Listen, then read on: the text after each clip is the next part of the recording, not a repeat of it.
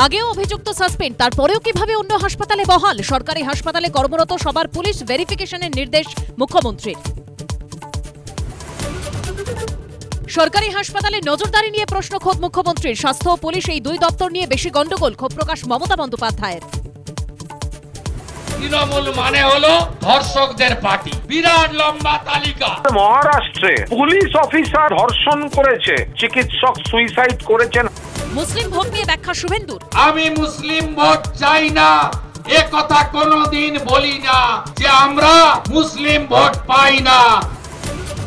রাজ্যে সনাতনী ঐক্য গড়ে তুলতে হবে, শুধু বুথ রক্ষা করলে হবে না, ধর্মরক্ষা কমিটি করতে হবে। গাজলের সভা থেকে আহ্বান শুভেন্দুর। তৃণমূলকে উৎখাতে সবাই জোট বাঁধুন, আহ্বান শুভেন্দুর। আমার পাড়া তৃণমূলকে তাড়াতে হবে। বিজেপি বাংলার প্রতি বঞ্চনা করে, বিজেপি শত্রু।